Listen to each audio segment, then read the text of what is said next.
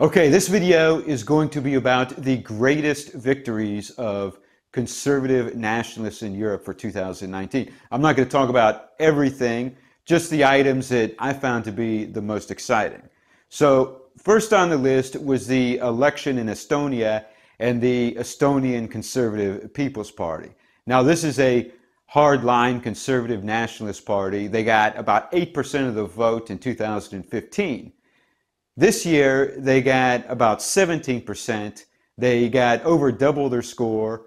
But best of all, they became part of the national ruling coalition. Now, everybody said this was never going to happen, that a party this hard line would never be allowed into the national ruling coalition. Well, they were. And there's even another bonus. If you're familiar with the American Renaissance conferences, one of the men who was elected to the Estonian parliament on this party was a speaker at American Renaissance a few years ago. All right, next on the list is the Finnish election and the Finns party. Now, I don't want to rehash everything. They got about 17.5% in, I think it was 2017. They became part of the ruling coalition, then they were kicked out of the ruling coalition, and then some old leaders of the party started a splinter group, and some MPs split off and became Blue Reform, and then Blue Reform became part of the ruling coalition. Well, for months leading up to the election, the polls claimed that they were only going to get 11 or 12%, and they were a very much reduced shadow of what they used to be. And then I've seen this in America before. After months of super lowballing their support, on the eve of the election, the polls suddenly upped it from like 11% to 15 and 16%, but then they got 17.5%. So they defied all the polls, and not only that, but they've continued to grow in popularity since then. So in June, a new ruling coalition took power. This time, the Center Party went way to the left. They formed a coalition with all the hardcore left-wing parties, including the former Communist Party. And this ruling coalition has been extremely unpopular ever since. It's now totally riddled with scandal. And by the end of June, the Finns party was first place in the polls, and they've remained first place in the polls ever since. Meanwhile, the ruling coalition became so unpopular, the prime minister resigned. They picked all new ministers as a rebranding stunt. The Finns party, who have been in first place in the polls since last June, are now peaking at 23-24%, the highest percentages they've ever received in the history of the party.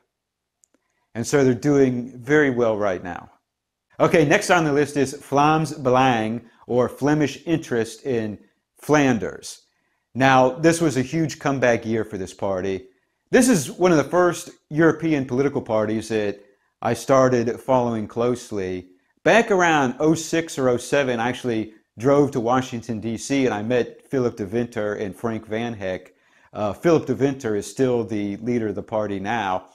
The party was actually originally founded in the late 70s. And then in the 90s, it started getting big. They were viciously demonized by the media. The other parties made an agreement that they would never be allowed in any ruling coalitions. Then in 2004, they got 25% of the vote in the regional election of Flanders, coming in first place. Now, the Flemish Christian Democrats dispute this, claiming they were first place, except they were part of a two-party cartel, and they're combining two scores together. Now, once they were in first place, what did the Belgian government do, this cradle of modern European democracy? They banned the party. They made it illegal. So they had to change their name from Vlaams Blok to Vlaams Belang. The reason that the Belgian government banned the party was so they could evade their democratic obligation to provide the party with its share of government funding. In Belgium, the parties are not allowed to receive millions from corporations and lobbies like the Democrats and the Republicans do in the United States. There's extremely strict rules about funding, and most of the funding comes from a government pot. And by banning the party, they had to start over from scratch without receiving any government money. So that's what that was all about. Well, the party advocates Flemish independence. Then what happened is a minor center-right party called the New Flemish Alliance co-opted large parts of the platform of Flemish interest, and they came out saying, we are also a secessionist party for Flemish independence. And so to some degree, they portrayed themselves as the acceptable brand of Flemish nationalism, as opposed to Flemish interest, which were the media designated, bad boy evil party. So for years, New Flemish Alliance kept doing better and better, and Flemish interest was kind of dwindling. They only got 6% in the last election, and New Flemish Alliance got almost a third of the vote. Well, last spring, the party made their big comeback. They got 18% of the vote in the regional election in Flanders. They also won nice chunks of seats in the Belgian parliament and among the Belgian delegation to the European Union. What's more is really the whole electorate moved further to the right in Flanders, because New Flemish Alliance still came in first place with 25%. And so you had New Flemish Alliance at 25%, Flemish interest at 18%, the left-wing parties got 25%, and then you have some weak center-right parties in the middle. Okay, then you have Alternative for Deutschland, AFD, in the former East Germany. There were 3 elections in 3 different states in the former East Germany. They got around 25% of the vote in each of them. They came in second place each time, except 3 different parties came in first place. AFD, undisputed, was the #1 best performing party overall.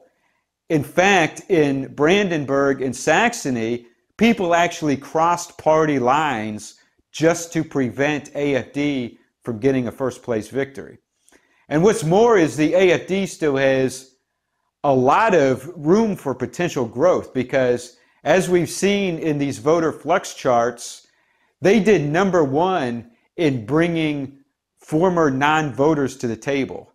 They're bringing a lot of people to the booth to vote for them who previously didn't vote at all. Another great thing is the average age of the AFD voters. They did very well among young voters in their 20s and 30s. And so the potential for more growth is huge. In the former East Germany, basically the CDU and the AFD are neck and neck for being the top party, but the CDU keeps going further and further to the left every day.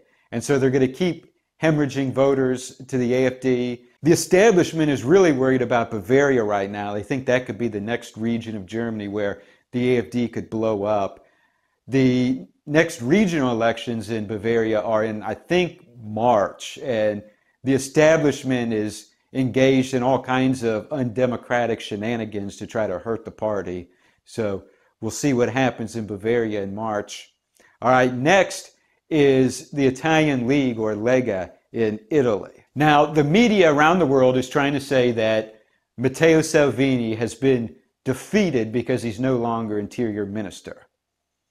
Well, this is a false narrative, and the party is more popular than ever, and it's only a matter of time before Italy gets a national government run by the Italian center-right coalition, which is completely dominated now by Lega. Now, what Matteo Salvini has done is phenomenal.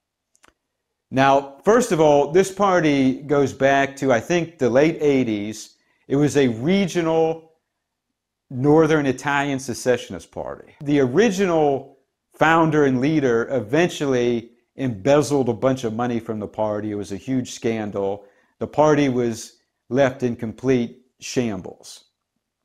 Matteo Salvini took over the party, not only did he have to rebuild the party as a regional party, but he transformed the party into a national Italian party.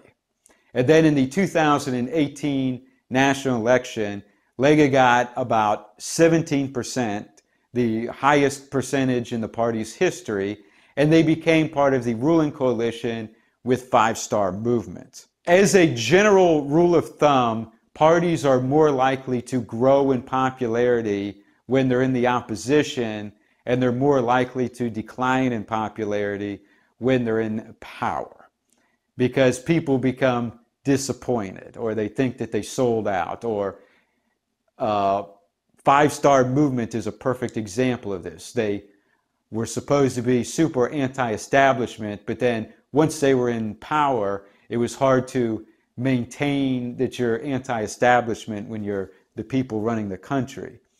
Well, Five Star Movement is collapsed. It's half of what it was, and Lega is double what it was last year. And so Lega is at a third in the polls, and they've been around a third for months and months and months now. And the support is just not going away no matter what the media does. And their coalition ally, Brothers of Italy, which is another hardline conservative party, is now polling at 10 to 11%. Now, the other party in the center-right coalition is Silvio Berlusconi's Forza Italia, which used to be the main Italian center-right party.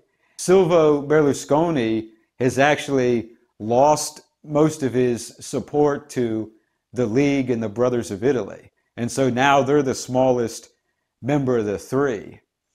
But combined, they're consistently getting, 48, 49, 50% in the polls. And so at some point, sooner or later, there's going to be another election in Italy.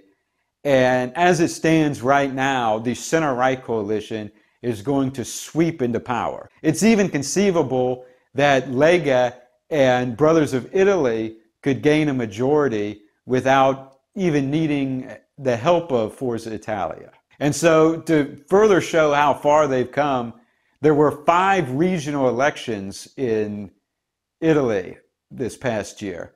All 5 of them had left-wing regional governments, and all 5 of them were flipped to the center-right coalition. They are just taking Italy by storm right now. All right, thanks for watching this video. Click the like button, post a comment below, and tell me what you think about this. And please consider making a donation to this YouTube channel, as YouTube has mass demonetized all my videos. And I would like to thank Philippa for making a donation. And please support my sponsor, Patriotic Flags, the online flag store, patriotic-flags.com. And click the subscribe button. New video next year.